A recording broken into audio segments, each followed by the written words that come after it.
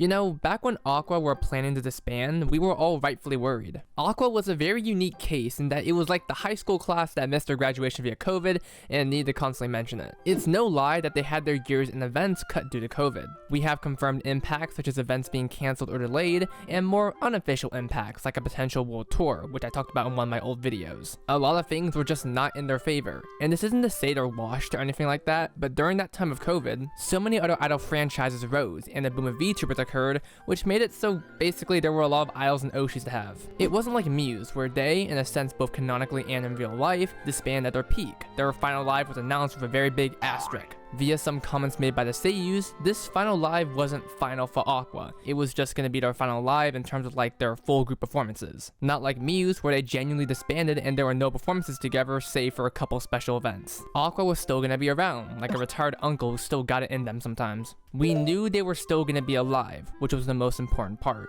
And you may ask what the point of the final live was then, if they were still gonna be alive, but if you ask me, it was to gather everyone up before it was too late. I have certain opinions on Aqours' final live that aren't entirely positive, but if I were to describe it with one phrase, it would be that it set out to do what it wanted to do.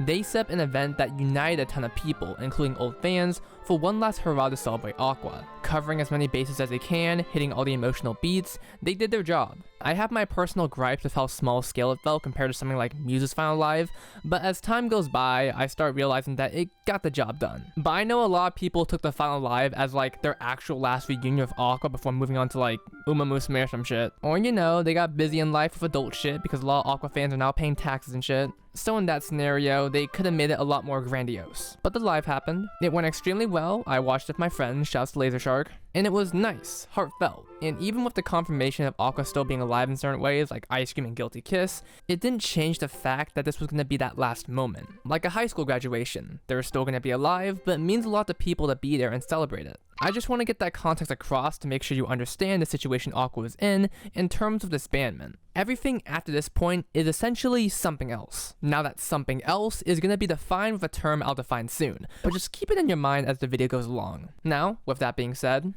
what the hell is Aqours doing? Firstly, I'm not opposed to them still being alive. Still doing activities, live concerts, all that jazz. It sounds stupid at first glance to oppose that. Oh, you're opposing a group that you love continuing? Are you a hater? May I introduce you to the concept of death of something being alive for too long? I'm playing, but I was open to the concept. Now that Aqours has done their final hurrah, they're free to go in any direction they want. Any concept, any goal, any plan, the possibilities are endless. But that does not mean I can't comment on it, and they're low-key asking for it. Firstly, there was some stuff shortly after Aqours disbanded. We obviously had the Ice Cream Live, which was just Love Life Central. That was probably the biggest indicator that the future of Aqours was going to be different, with Ruby still being an ice cream, until you know she died. Probably the biggest piece of news was everything revolving around Guilty Kiss, which is arguably the most popular subunit in Aqours. They're having a two-man live with Saint Snow, and having their own musical performance, whatever the fuck that means. It's going to be an original production, plus you can watch in VR chat.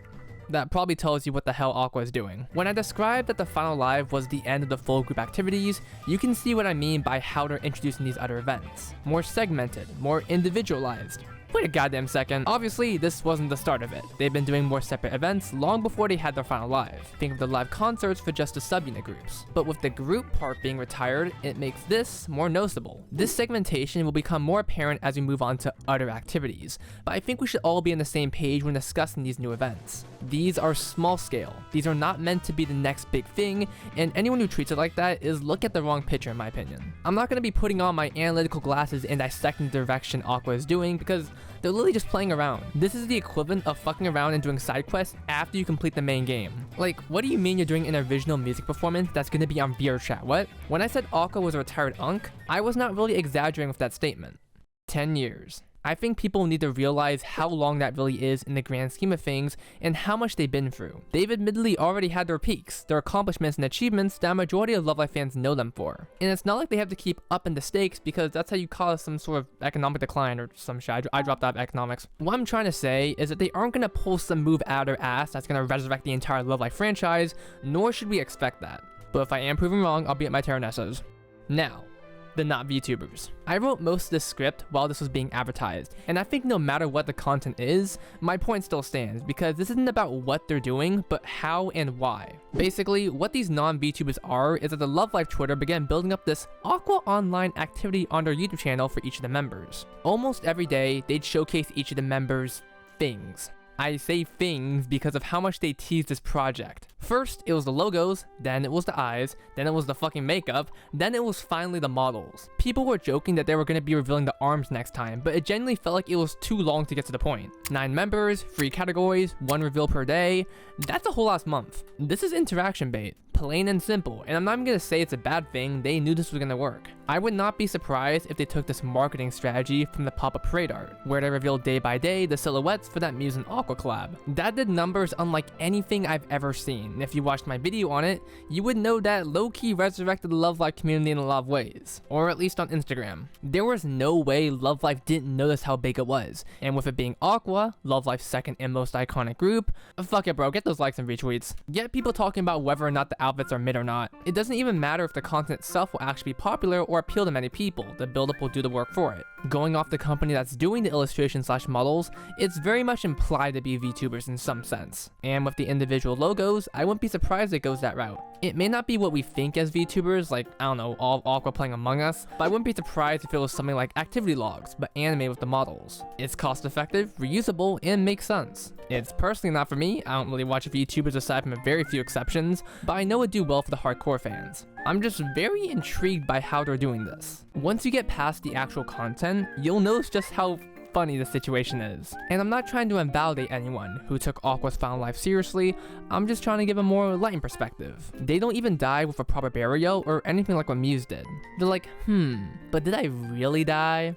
Nah, I'm not really feeling it. And this is after everyone cried their hearts out at the finale. One of my friends, Laser Shark, has kind of moved away from Love Life after Aqua ended, #Mumusume, to the point their Yo Watanabe Tasha has unfortunately passed away, God rest his soul. So having it be like, well, you know, I'm actually still alive, is the most bipolar and frankly funny situation. It's like those people that change their Discord PFP to complete black with a don't hit me up status, then the next day they're back to business like nothing ever happened. If this group was still in its heyday, its very active and growing stage, I'd have some opinions given what I personally want, but this is long after they peaked, long after their Oscar win, their cool ass speech. In a world where every Love Life group is leaving to do their own thing, it is really funny seeing the second oldest one deadass fucking around. With Love Life really separating itself into different generations, we should treat it as such, rather than just one gross blob entity. I know some people may call the way they're treating fans disrespectful, given how this might be ruining the legacy of Aqua by making them VTubers. This is a poor cash grab, but I don't personally see it that way, more so seeing an old friend and what they've been up to.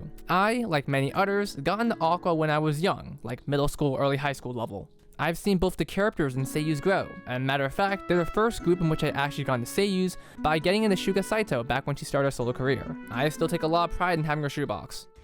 Here's the thing that I bought, though. It was actually $60, but shipping made it $100.